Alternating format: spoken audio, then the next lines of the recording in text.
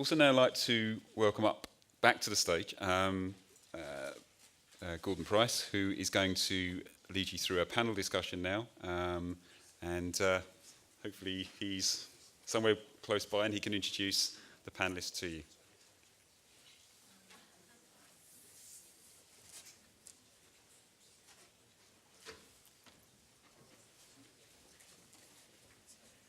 Hello, you won't know this, but I'm actually Gordon Price. Gordon is coming on his way, and I want to keep everybody on time because we know you really want to rush out to the walk shops in the rain. So I'm going to ask if I could have three extraordinary individuals that are going to be coming up to that Gordon, who's going to arrive any minute, will talk with. There are three extraordinary people that have done quite a lot in development in Vancouver and the metropolitan region. And again, the steering committee, which is composed of various organizations right across the region, have all agreed that these were the three developers that we wanted to have come forward. I'm going to introduce the woman first because I'm a girl. And that's Cynthia Melosky from Polygon. Cynthia, we're going to have her take the middle seat. The second is Chris Vollan with Rize Alliance, who's done some absolutely extraordinary work. And Chris, if you'll take the first seat. And Michael Geller, who, I don't know what to say about Michael. Michael really needs no introduction. I rode horses for years down in Southlands. A lot of them I didn't own. They were always ex-race horses off the track, and Michael would drive by in his Mercedes and push me off the road. But in reality, Michael is also responsible for some extraordinary work that happened out at Simon Fraser University called University. He writes an incredible blog. He travels around the world and writes about writing. And he really is truly one of Vancouver's native walking sons. And the third one is Michael Geller. If you want to come forward. Okay.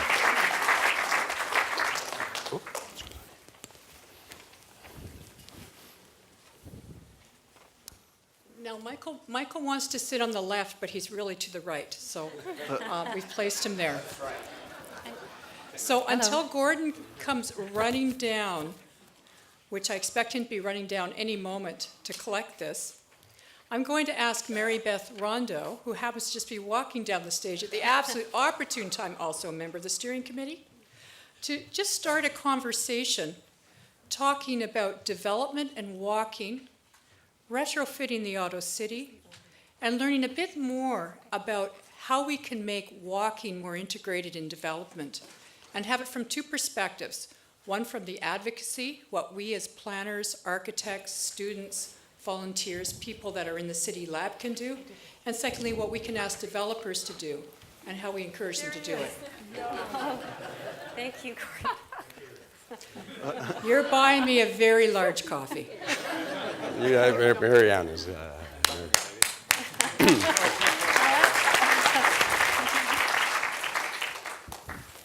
walked here, didn't you? I ran.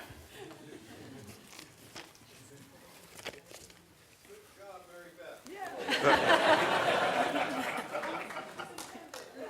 I have a really good excuse. Would you like to hear it? No. The city's up for a Lee Kuan Yew World City Award, and I had to choose. They were running late. I had to choose between them and you. But I'm glad I'm here. You haven't started yet? One question. What does walk mean to developers? And from there, we wanted you to riff with that. Are you ready for this? You could have told us that ahead of time. Come on. How do we turn on? You know you're Are we going to be on? good at it. Actually, Excellent. to take it one step further, it was as much looking at what a developer has to face, given all of the exigencies that they're confronted with, but in particular their market. What do their customers expect? What are their customers, and what are the different ranges of expectations that they have to meet? And then finally, what could we do? What could the city do? What could the developer do to get rid of some of the impediments or more constructively promote walking in a way that provides a real pardon the cliche, but it's true, a real win-win-win.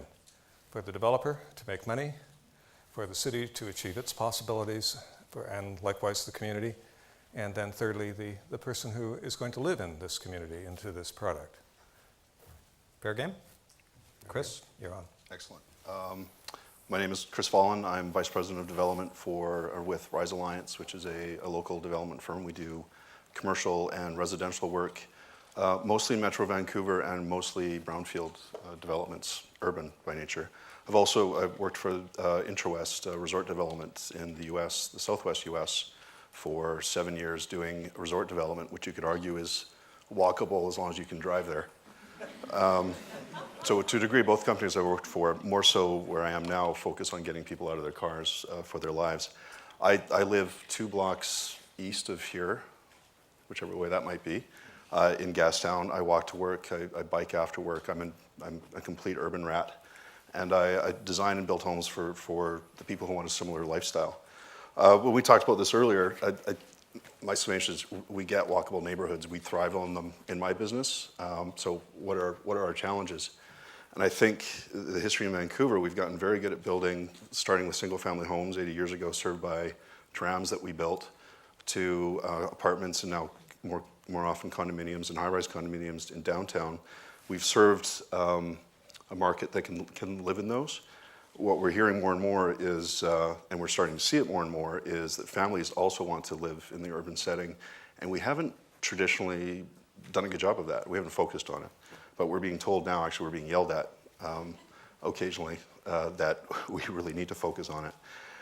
As a firm, we've taken that as a challenge, and just to give you a few of the examples that we've taken on or others have. We've played with reducing parking, which ties to affordability with, I would call it, very limited success. We have provided larger homes within condominium mixed-use developments, townhomes, ground-level townhomes, which families seem to like. Again, price becomes an issue as you get larger. We played with adaptable units where we can change a room function by either sliding walls or pieces of movable furniture, as well as different unit types. We played with homes that could be converted from a 2-bedroom to a 3-bedroom as families change in size and change back. Secured children play areas, ground-level children play areas, workshop amenities. I would love a bike workshop in the building I currently live in, or somewhere I could service my car. I have to admit, I do drive a car, but we've provided those, and the families love them because you don't have the 1,000-square-foot garage with your massive toolkit. So where do you fix things? And daycares, which is a whole subject in and of itself in the city, but the city has provided a lot. Developers have also provided a lot through the city's amenity programs. Impediments, cost, affordability is a huge issue in Vancouver, and city costs are a big component of that. Security and safety, or the perception of safety. We live in a society that historically, particularly Western or North American society, adores a single-family home. So getting that out of our culture is tough. Schools and access, I mentioned, daycares and access, and demand. We have a strong demand for people to live in downtown Vancouver, and frankly, it takes years to build something, and that adds to the cost of it. And sorry, the other point would be transportation. If you want to walk somewhere, you really need to be able to take public transit, and I think we do pretty well there, but we're not there yet in Vancouver. Great. Let me throw out a question just before we move on. Are you seeing a generational change? Yes. It's funny, anybody I've talked to who is adamant that they will live in Vancouver and raise their children in Vancouver, are generally younger families up to, so call it people in their 30s and 40s right now. The people who yell at me for forcing people to live in tiny boxes are generally in their 50s or up. All right. Those baby boomers. Cynthia, thank you. Hi, everyone. I'm Cynthia Melosky. I'm also a Vice President Development at Polygon Homes Limited. We're a large multifamily builder and developer here in the Lower Mainland. We've been in business for the past 30 years and have built over 20,000 homes here in that time. I've been working at Polygon for the past 10 years, and even though I'm currently working on some urban projects in Burnaby Metrotown, I've spent a great deal of time working on projects in the suburbs such as Coquitlam and Delta. My background training is in architectural studies. I graduated from the University of Manitoba with a master's degree in architecture. So I place a high importance on good planning and pleasing aesthetics because I think it really enhances our already successful business model. I work on projects of varying scale and typology, anything from ground-oriented townhomes to 4- and 5-story wood frame apartment buildings and mid- and high-rise concrete structures. My business in a nutshell is in the planning, building, and selling of strata properties. So in reality, that's really building a great home for someone in an aspirational community. Purchasers of our homes tend to run the gamut, anywhere from young first-time home buyers to empty nesters who have lived in the Lower Mainland all their lives, to new Canadians with children looking for their first home in the Vancouver area. And for all these different groups, walkability does mean something different. For our Asian purchasers, walkability really translates into convenience, which is very important to people who have lived in Hong Kong and value the immediacy of services and a quick pace in life. For other groups of home buyers, walkability doesn't translate so much into convenience, but into really taking advantage of our beautiful BC outdoors. These kind of people are into a healthy lifestyle ideal, and they want to live in a community that's close to parks and hiking and biking trails. At Polygon, we develop residential communities of anywhere from 500 to 1,500 homes. We often refer to these as master plan communities. Well, they aren't that really in the strictest sense of the phrase, in that they don't include for retail and commercial and schools and such. Instead, our model is a little bit more simple. We build townhomes and apartments with usable green spaces between them, all surrounding a clubhouse which is located in the heart of the community. Now, this clubhouse is the social and recreational heart of the community, and designing the clubhouse without the constraints of parking allows us the freedom to use pathways throughout the communities to link all the buildings to the clubhouse. This creates that all-important, cohesive community binding. And people typically walk down to the clubhouses in the evening and weekends to pick up their mail and use the exercise room and play ball hockey and ping pong with their kids and such. In the 10 years that I've been involved in overall designing of these residential communities in places like Coquitlam, the city planners have requested changes in the way we plan. We've moved away from using what I call a campus planning approach, by which I mean placing the buildings in a more haphazard or casual way along meandering roads and really tucking the walking trails in behind. And instead, we design in a more neo-traditional approach with the straight road grids, smaller blocks, and then emphasis on really placing the sidewalks and street furniture more prominently in the public realm. So this is encouraging to all of us who would like to see the car and bicycle and pedestrians better share the grid. And as developers, we get this. But the challenge for us is that people still rely on their cars. They really demand the flexibility of having access to parking, even if they don't own a car. Like, their home is their big investment, and they need flexibility should they wish to sell. Moving away from the flexibility that our dependency on car ownership gives us needs to happen more slowly. Our homeowners in the suburbs are happy to get out of their cars on weekends and evenings, but developers need the municipalities to just slow down a little bit on reducing parking requirements, but at the same time plan for denser and more walkable cores in the suburbs. Thank you.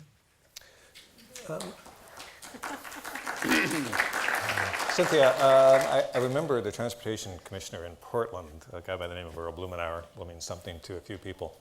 He said at the beginning of his speech, let's pause for a moment to recognize those people who are stuck in traffic driving to the gym to get on the Stairmaster. It's true. Is there some of that? Do you find people make a real distinction between walking, recreating, and transportation? In other words, they will literally drive to a place to walk? No, did I say that? What I meant to say is that we are providing all these pathways to our clubhouse, so people do walk down there.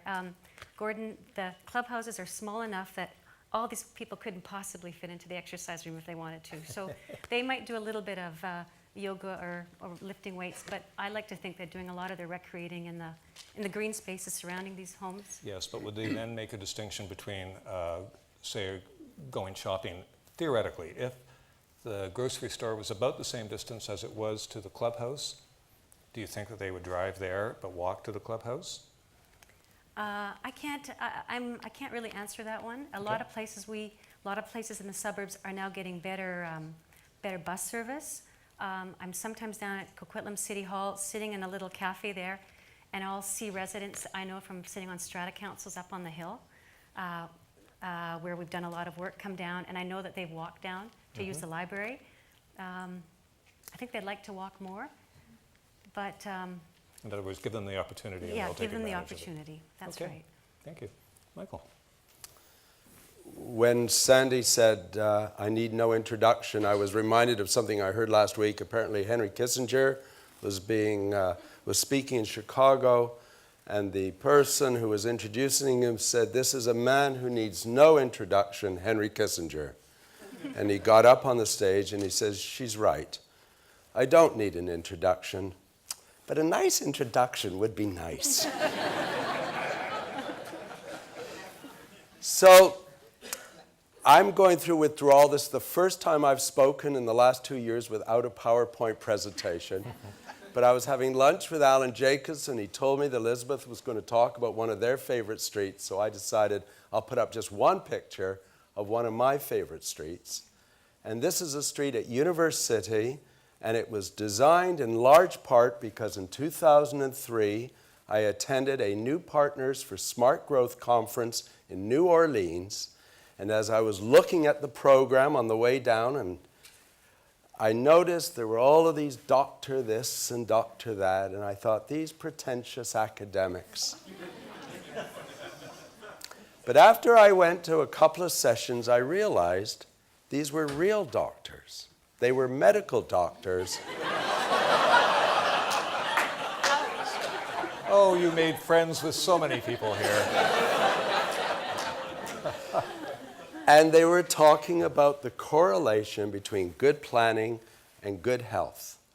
And I felt so stupid because even though as a planner I knew the foundation of zoning is the protection of health by separating the noxious uses from where people live, it hadn't really dawned on me that the purpose of zoning and the effect of good planning is to improve health. And I came back to Vancouver and started working on the detailed design of this community, University on Burnaby Mountain, and this street embodies very much what I learned from Dan Burden in terms of the important dimensions. And I basically accepted the fact that if you designed a healthy community, you could make money doing it as well, because what could be a better tagline for a developer than to be able to say, move here, you'll live longer. And that's what we did. I don't pretend that I flaunted the healthy aspects of this community because I wanted to do the right thing. I did it in large part because I thought it would resonate with the buyers and the renters who might move into this community. And we reinforced the sense that this would be a healthy community by, in the little goodie bag we gave the buyers, instead of the bottle of champagne or the glass vase, we gave them pedometers and umbrellas and things that made them think about walking. We also complemented that with a community transit pass, the first in Canada, which up until very recently was in place. The pass that you all received here, you could have it for a full month for $30 instead of $130. And we also put in place a car sharing program and so forth. But we also complemented that by reducing the parking requirement. And I have a slightly different attitude to Cynthia. My view is that we should take all of our minimum parking requirements across North America and turn them into our maximum parking requirements. I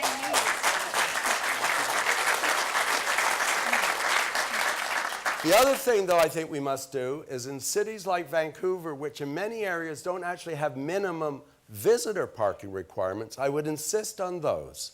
Because I think in order to provide housing in a neighborhood with reduced parking, you have to give comfort to the neighborhood that there at least will be space for the people who are coming to visit. Over the last 2 days, I think to a large degree we've all been preaching to the converted. I think the real challenge is not dealing with developers like my colleagues here. They're the good developers, they get it, that's why they're here. What I'd like to finish off with is how do we deal with the challenge of dealing with all those other developers who can't understand why people would want to spend 3 days together talking about walking. In the 1970s, a movement started. It was designing buildings and communities that would be accessible to the disabled. Housing the handicapped, housing the disabled. We did audits on plans to look at whether or not somebody who had disabilities could get around the development.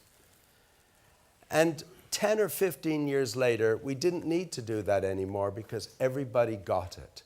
You just didn't design new buildings with stairs leading up to the front without a ramp. 20 years later, in the 90s, we started thinking about the environmental impact of our buildings. And we started to put in place a whole new series of environmental codes and environmental impact assessments. And now, 20 years later, everybody understands LEED, although there are still a few people who call it LEEDs. I never understand why. But we understand it and we get it. But I'd like to think that now, 20 years later, we'll start thinking about the health impacts of our communities. And in order to get the developers to do the kind of development we want, I think we're going to have to use a carrot and we're going to have to use a stick. I'll start with the stick, because most public sector agencies do. I actually think that all of you should go back to your communities and subtly lobby for the introduction of health impact assessments to be carried out on new developments. It may not be something you necessarily do for a building, but definitely it's something that can be done for a community or a neighborhood and so forth. And take the information and the knowledge that all of you collectively have and start to put it into checklists that can then be shared with developers and their architects and their planners, because they don't all know as much as you know about this topic. And now I'd like to get to some of the carrots. I would like to think that you'll also go back to your communities and support those developers who are trying to do good projects, who are trying to rezone the single-family properties, one block off a major arterial, but having to go to a public hearing and face the neighborhood who don't want to see any change. You should be going to those public hearings and speaking up if you believe that it's the kind of development that is consistent with what you believe. The other thing I think you need to do is advocate for reduced parking standards. You gave me an applause. You understand why I'm saying it. But the developers are the last people in the world who can argue for reduced parking standards. The fact that a developer is willing to build a building with reduced parking standard is something we should applaud, but they need you to help convince the municipality that it's a good thing to do. The other thing is, when you do see the kinds of developments that you want to see, they need to be promoted. They need to be celebrated. The greatest accolade I got in the planning of this community was an episode of David Suzuki's The Nature of Things, dealing with obesity, in which this community was highlighted. And believe me, as a developer, having David Suzuki say, and up on Burnaby Mountain, Michael Geller is doing a very good thing, that's about the best you can ever get as a property developer. So with that, Gordon, I look forward to our conversation. Thanks, Michael.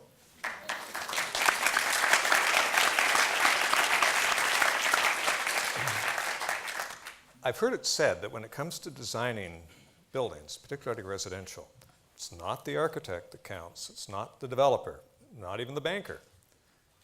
The guy or girl who really makes a difference is the marketer. In other words, Bob Rennie rules. If they figure that's what they can sell, and maybe only what they can sell, that trumps everything else. Now, maybe that's exaggerated a bit, but indeed, can you afford to trump the marketer? If they're telling you you can't reduce the parking, walking nice, but it's not a big bottom line number?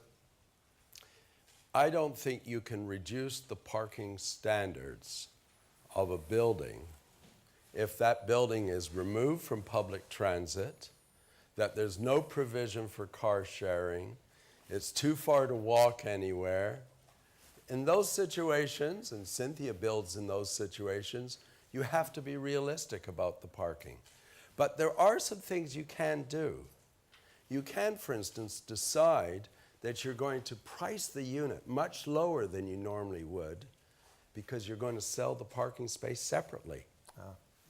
And so there are some creative ways that you can maybe get buyers to think a little bit about whether or not they really need that parking space. But as I mentioned at University, I think you need to package it with some of those other things as well.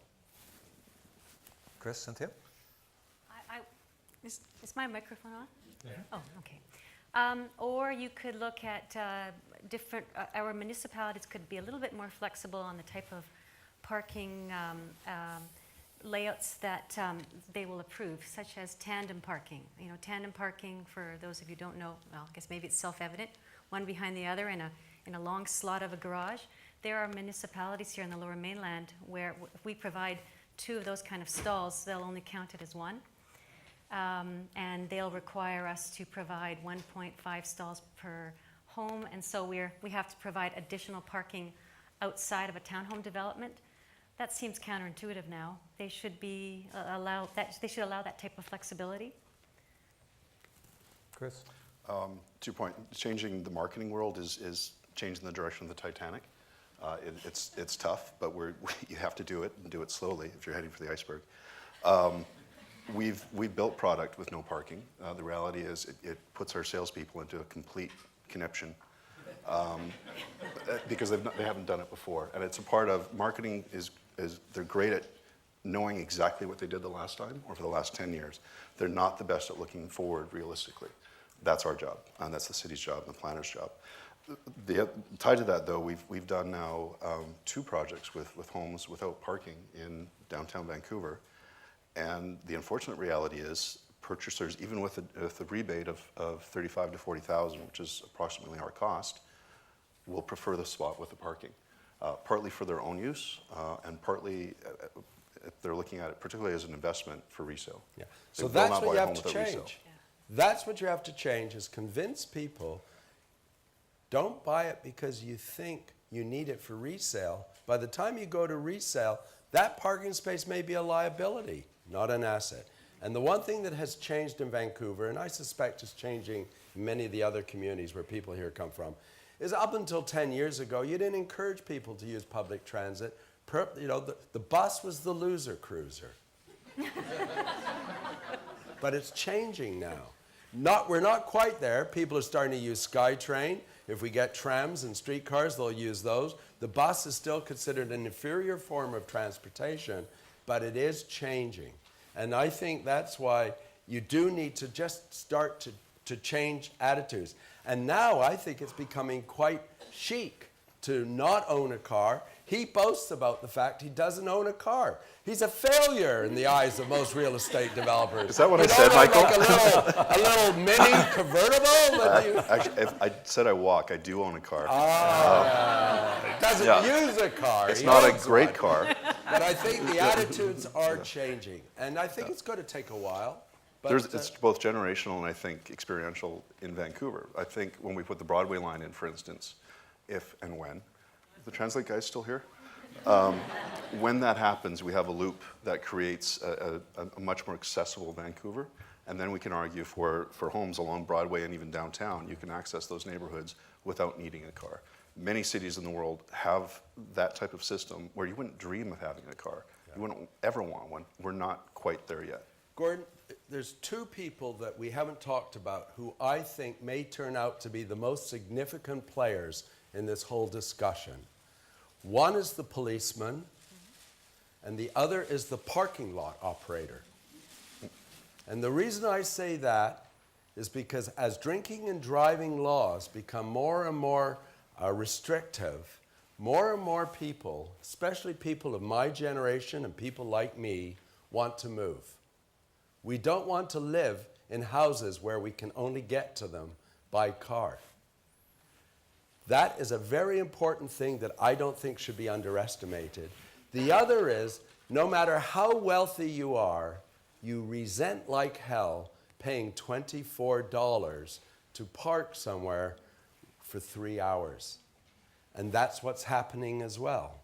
And I actually believe the combination of drinking and driving laws, excessive pricing of parking, combined with the fact that if you walk a certain amount, you'll lose weight and live longer, it's all a winning combination.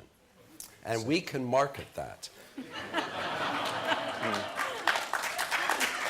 Cynthia, I was intrigued when you mentioned that the Asian market is different, particularly if they've been from places like Hong Kong. But do you think that continues to the next generation? And indeed, given what we can anticipate with future immigration patterns, will it actually change what marketers, developers provide for a changing community? I don't know if I can answer that quite, Gordon. I guess we'll have to see. I do know that when first-time Canadians coming here with their children often they often quickly catch up to being exactly like the other teenagers on the block. Yeah. I'm not sure that's both good and bad. Yeah, good and bad. We're just, I think how many more minutes have we got? That's it? That's it? 0? I think we can live with 0. I'd like you to join me and thank for the time that they filled. They did it extremely well. Thank you.